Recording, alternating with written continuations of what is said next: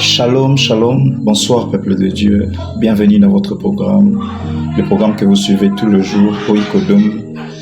Ce programme, par la grâce de Dieu que nous avons reçu, que nous tenons chaque lundi à ces heures-ci et que vous êtes fidèles à ce programme, que Dieu vous bénisse énormément et merci de nous suivre encore ce soir. Prions l'Éternel avant de commencer. Seigneur notre Père, nous te rendons multiples actions de grâce, c'est avec reconnaissance que nous venons encore à toi ces moments précis pour essayer de partager une pensée qui vient de toi. Et merci parce que tu vas nous faire énormément du bien. Je sais que tu vas encore nous visiter. Soutiens-nous du début jusqu'à la fin de ce programme au nom de Jésus-Christ pour ce soir. Amen. Je disais bienvenue, je suis le frère Gloire Kianda qui vous présente ce programme dans un espace qui nous a été offert par le ministère Yosunano. Prière de m'excuser par rapport à ma voix, sûrement vous la sentez cassée. Avec beaucoup de programmes que nous avons eus, ça nous a un peu fatigué avec la voix. Mais par la grâce de Dieu, je crois que vous m'écoutez quand même, gloire à Dieu.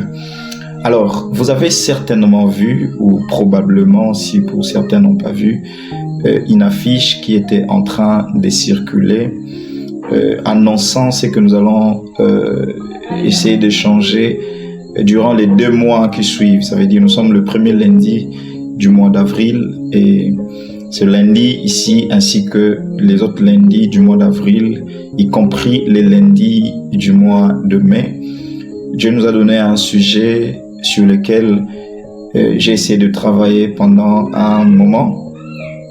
Dieu voulant, peut-être que ça sera un petit livre qui va sortir peut-être dans le mois qui suivent. En tout cas, je suis encore en train de regarder les choses à ce niveau-là, si Dieu me les convainc, bien sûr.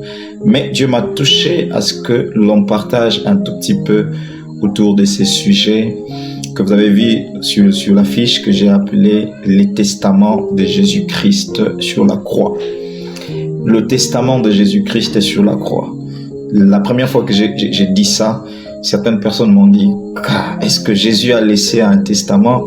Est-ce que c'est normal qu'on parle du testament de Jésus-Christ ?» J'ai dit « Bah ouais ».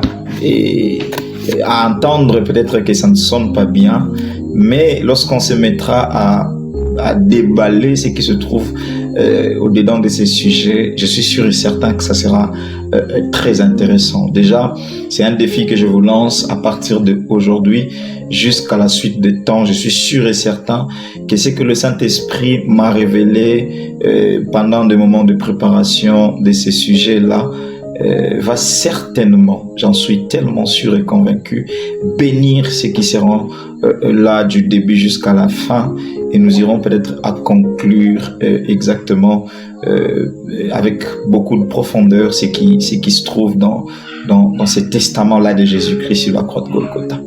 Alors, je vais faire de mon mieux de rester focus sur le message tout en restant calme, parce que l'objectif que je suis en train de viser par la grâce de Dieu au travers du Saint-Esprit, à travers cet enseignement, c'est que nous puissions comprendre exactement ce qui se trouve à l'intérieur et pourquoi à tel moment précis Jésus devait dire ça pendant qu'il était à la croix de Golgotha. Vous avez compris? Déjà, pour ceux qui sont hypersensibles, c'est que lorsque je parle du testament, c'est que à chaque fois qu'on fait mention d'un testament, c'est généralement dans le cas des deuils, quelqu'un qui venait de mourir, il a laissé un testament. La plupart des fois, lorsqu'on en parle, on parle d'un document ou d'un acte légal. Certains qui ont eu des avocats dans leur vie laissent des testaments entre les mains des avocats, et dès que cette personne est partie, surtout s'il il avait un peu de moyens ou il était riche, la famille fait appel à son avocat pour que ce dernier vienne déballer les dernières volontés du défunt. Et donc, vous avez compris, le testament n'est pas seulement un acte par écrit, ça peut aussi être des derniers conseils. La dernière volonté, en fait, c'est comme ça que moi je résume un testament. La dernière volonté d'un mort, d'un défunt. Quelqu'un qui vient de mourir, il a sûrement exprimé une dernière volonté juste avant de rendre l'âme. Et les gens qui sont restés après lui se voient en train de respecter exactement ce que c'était la volonté, la dernière volonté du défunt. Dans cette histoire de testament, il y a, qu'est-ce que je dirais?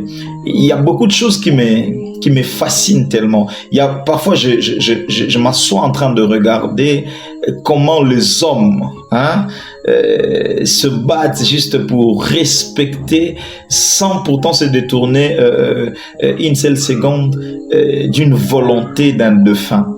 Il y a de ceux-là, en mourant, il a laissé un testament en disant ceci, il faudrait que celui-là le bénéficie. Il y a même, j'ai déjà vécu certaines situations en regardant bien sûr sur des histoires racontées, sur des films, etc., où un homme qui était hyper riche et puis qui va mourir et qui prend tout ce qu'il avait comme richesse, qui laisse soit à sa femme, mettant toute sa famille de côté. Et en ce moment-là, ça devient un combat. Mais la bonne nouvelle, c'est que à la fin de ce combat, c'est lui à qui on avait légué cette richesse finit toujours par gagner le combat, parce que les hommes veulent tellement respecter la dernière volonté du défunt. Parfois, il laisse à quelqu'un d'autre, isolant pratiquement même sa famille restreinte. Et on voit les gens en train de se battre, mais la dernière volonté du défunt a toujours été respectée. Mais il y a aussi quelque chose qui me fascine dans cette histoire. J'ai déjà vu quelqu'un qui est mort à l'Occident, un Congolais ou un Africain tout court, qui meurt en Occident. Il était Congolais, je donne un exemple simple, il était Congolais du Congo central, justement parce que je suis du Congo central, comprenez? Il était Congolais du Congo central qui va mourir par exemple en France. Mais il avait dit, il n'a même pas écrit, il avait dit: le jour où moi je mourrai, il faudrait que je sois enseveli, il faudrait que je sois enterré dans mon village natal. Ça veut dire, mon deuil, quand il disait ça, il était encore au Congo, il était à Kinshasa, il disait que je dois être enterré dans mon village natal. Dieu l'a fait grâce, il a voyagé, il est arrivé en France, et puis finalement il meurt là-bas. Mais je vois les hommes en train de se battre pour faire déplacer son corps de la France, passant par le Congo, Kinshasa, peu importe le temps que ça va prendre, mais en tout cas, on doit respecter sa dernière volonté pour qu'il soit enterré dans son village natal. Vous voyez ça, comment les gens veulent respecter la dernière volonté d'un mort. Une dernière histoire, c'est que j'ai une amie, une fois, je les ai vus aller enterrer leur grand-mère, presque, je dirais, au milieu de la soirée. C'était aux alentours de 20h sous la pluie, s'il vous plaît. Je lui demande: mais grand-mère est morte seulement aujourd'hui. Pourquoi pas attendre demain? Mais d'abord, je sais que si vous n'avez peut-être pas d'argent pour la conserver à la morgue, demain, vous pouvez même la conserver à la maison. Demain, même à la première heure, vous pouvez aller l'enterrer. Pourquoi aller l'enterrer à ces heures-ci? Elle est morte pendant la soirée et il est 20h, 21h. Vous êtes en train avec toutes les conditions qui ne sont pas bonnes, sous la pluie, vous allez enterrer votre grand-mère. Qu'est-ce qui se passe? Pourquoi vous n'avez pas attendu? Cet ami m'a dit une chose, il m'a dit: notre grand-mère avait dit qu'elle doit être enterrée le même jour de sa mort. J'ai dit: waouh, c'est comme ça vraiment que vous vous débattez pour respecter, c'est comme ça que les hommes, nous nous débattons pour respecter la dernière volonté de la mort. C'est merveilleux, non? Mais dans tout ça, c'est bon, tout ça. Mais tout ce que j'aimerais vous dire ce soir, c'est que tous ces morts-là, ils ne sont conscients de rien de tout ce que vous faites après eux. Ils ne sont conscients de rien du tout. Ici, ce n'est pas un débat. Je ne sais pas si quelqu'un pourra arriver à me convaincre sur ce point-là. Ils ne sont conscients de rien. Une fois mort, c'est fini. C'est fini. Peut-être Dieu serait en train de voir est-ce qu'ils ont respecté la dernière volonté de ces deux femmes. Mais lui-même, non. Il n'est plus là, il est parti. Mais imaginez-vous, pour quelqu'un qui est parti, regardez combien nous sommes pressants à respecter sa volonté. Sûrement là où vous êtes, vous-même aussi, vous avez déjà vécu une histoire comme ça, n'est-ce pas? Oui, vous avez déjà vécu une histoire comme ça, peut-être autour de vous, peut-être dans la famille, peut-être dans une histoire, mais au moins chacun de vous a déjà vécu une chose comme ça. Eh bien, Jésus-Christ aussi a manifesté une dernière volonté avant de mourir. Ici, je parle de Jésus-Christ, l'homme qui est mort sur la croix de Golgotha. Juste avant de rendre son esprit, parce que la Bible dit qu'il a rendu son esprit. Juste avant de rendre son esprit, juste avant de crier fort et rendre son esprit, il a manifesté sa dernière volonté. Et sa dernière volonté, c'est ce que moi j'appelle testament de Jésus-Christ. Quelqu'un me demandera, mais c'est écrit où? Écoutez, la Bible dit, c'est poussé par l'esprit que les hommes ont parlé de la part de Dieu. Donc, il a dit sur la croix, et l'esprit l'a révélé à certaines personnes, et certaines personnes l'ont mis en écrit, et que ces écrits sont dans la Bible.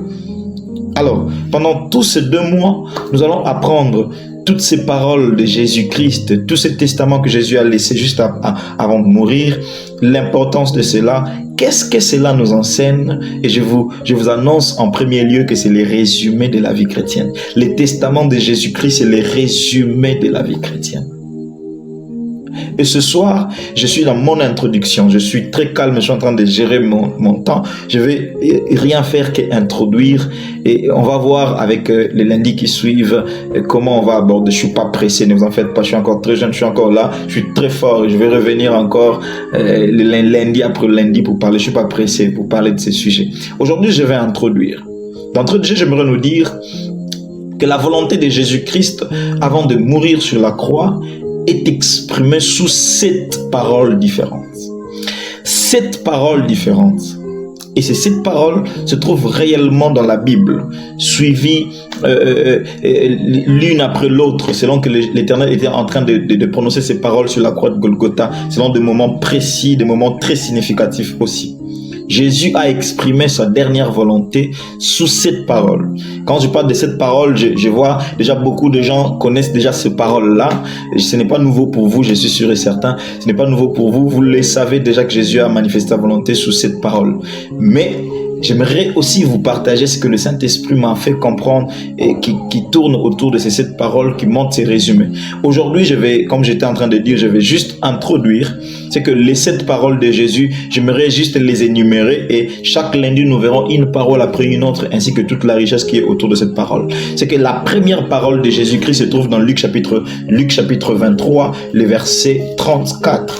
Dans Luc chapitre 23, le verset 34, Jésus a manifesté sa première parole. Verset 34, la Bible dit, Luc chapitre 23, le verset 34. Jésus dit sur la croix, « Père, pardonne-leur, car ils ne savent ce qu'ils font. » Ils se partagèrent ses vêtements en tirant au sort. Première parole de Jésus. « Père, pardonne-leur, car ils ne savent pas ce qu'ils font. » Je reviendrai sur ça lorsque j'entrerai plus en profondeur. Aujourd'hui, j'annonce tout simplement. La deuxième parole de Jésus, ou la deuxième volonté de Jésus, se trouve toujours dans Luc 23, mais cette fois-ci au verset 43. La Bible dit, Jésus lui répondit, « Je te l'ai dit en vérité, aujourd'hui tu seras avec moi dans le paradis. » C'était à un voleur qui était juste avec lui, un brigand qui était juste avec lui, qui a reconnu en lui cette divinité, ses côtés, le fait qu'il était sans péché, mais qu'il était cloué à la croix comme un pécheur. Et Jésus a dit, aujourd'hui même tu seras avec moi, je te l'ai dit en vérité, dans le paradis. La troisième volonté de Jésus-Christ se trouve dans Jean chapitre 19. Dans Jean chapitre 19, le verset 26 et le verset 27. Verset 26 et verset 27, la Bible dit, Jésus voyant sa mère et auprès d'elle les disciples qui l'aimaient, il dit à sa mère, « Femme, voilà ton fils. » Il présente les disciples comme étant le fils. Puis il dit aux disciples, « Voilà ta mère. » Il présente aux disciples la mère comme étant sa mère. Et la Bible dit, ce que j'aime le plus dans ces textes, c'est que la Bible dit, dès ce moment, les disciples les prient chez lui. On va voir la richesse qui est autour de ça. Ça, c'était la troisième volonté, c'est que Jésus a dit à sa mère, femme, voici ton fils. Il a dit aux disciples, fils, voici ta mère. Et la Bible dit, les disciples a pris la mère chez lui. Il y a beaucoup de choses à l'intérieur qu'on va voir. La quatrième volonté de Jésus-Christ sur la croix de Golgotha se trouve dans des textes. Premièrement, ça se trouve dans Matthieu chapitre 27, le verset 46.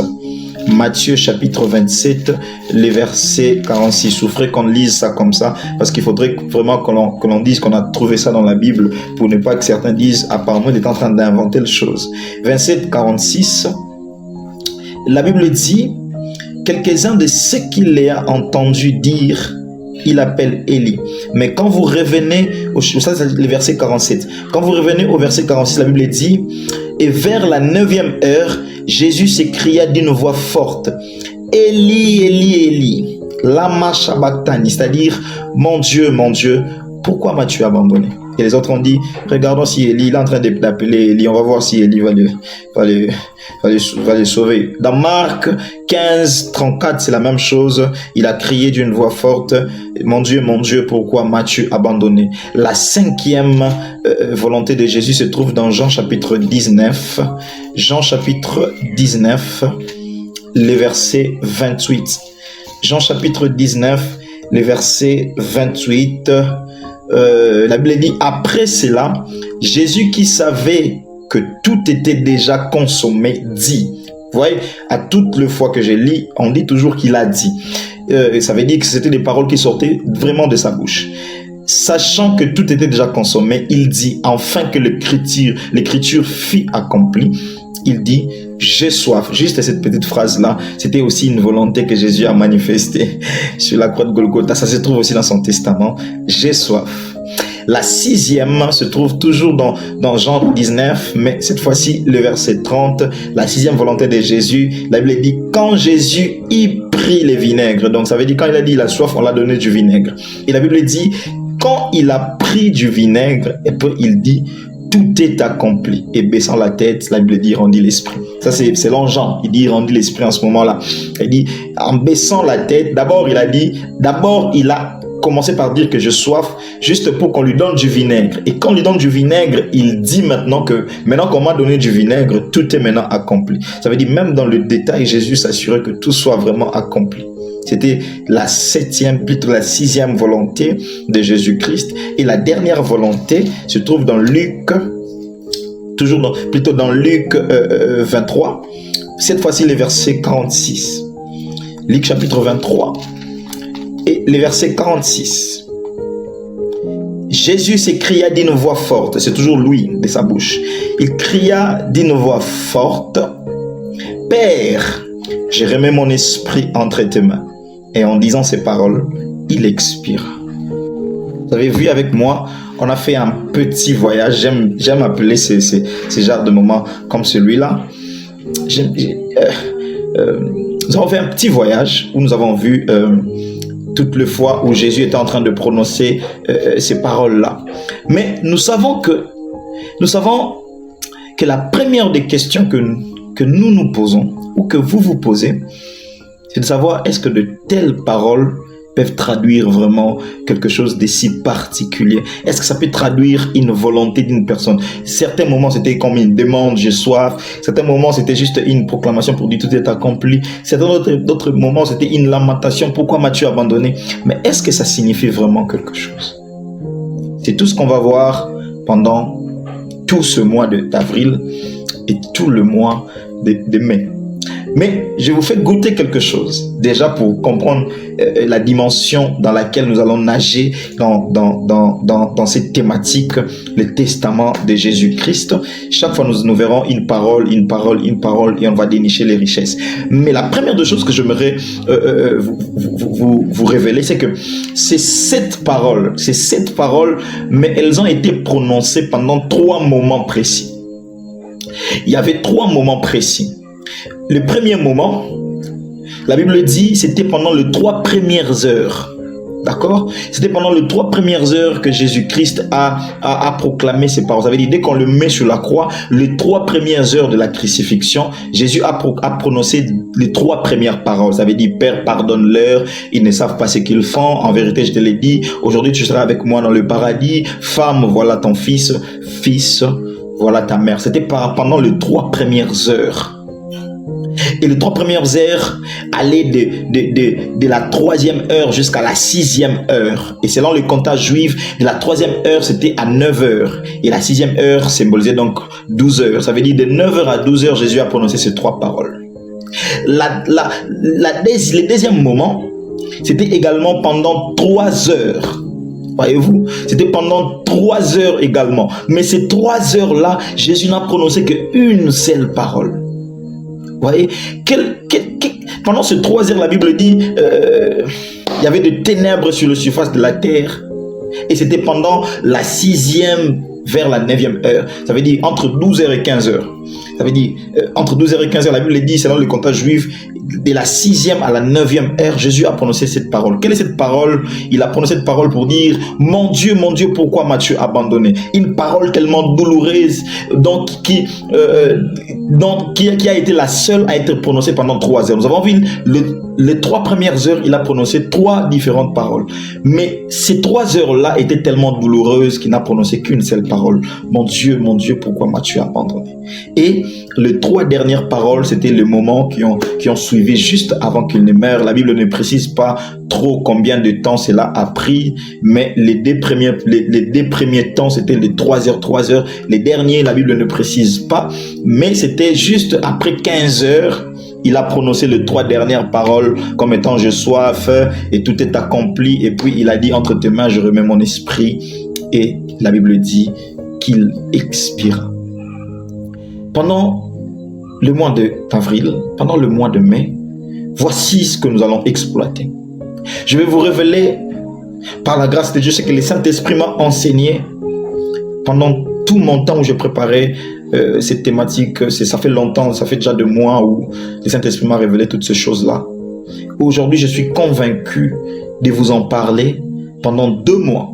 Pourquoi je prends 2 mois? Parce qu'il faut que ça soit bien dit avec les détails. Il faut que ça soit bien révélé pour que quelqu'un qui va comprendre ces choses s'attache à des valeurs chrétiennes. Mais je vous rassure, toute la vie chrétienne selon Jésus est résumée dans ces 7 paroles. Je suis sûr et certain que vous resterez avec moi et que nous allons tous exploiter ensemble ces paroles par la grâce de Dieu. Que Dieu vous bénisse. Merci Seigneur d'avoir été avec nous. Merci parce que tu vas nous révéler profondément les richesses qui se trouvent dans ces 7 paroles. Aujourd'hui, ce n'était qu'une introduction. Quelqu'un a déjà compris. Qu'est-ce signifiait les 3 premières heures? Qu'est-ce symbolisait les 3 prochaines heures? Quelles sont les significations de ces paroles pendant ces heures-là? Pourquoi, dans ces heures précises, qu'il devait-il proclamer telle ou telle autre parole? C'est ça que tu m'as révélé. Et c'est ce que nous allons essayer de voir pendant tout ce temps. Ma prière, c'est que tu donnes à quelqu'un du temps, la volonté de suivre jusqu'au bout. Et surtout, que ça transforme nos vies pour que nous soyons réellement ceux dont tu attends que nous puissions être. Au nom de Jésus-Christ. Amen. Merci de nous avoir suivis. Je vous donne rendez-vous pour le lundi prochain dans cette nouvelle thématique. Que Dieu vous bénisse énormément.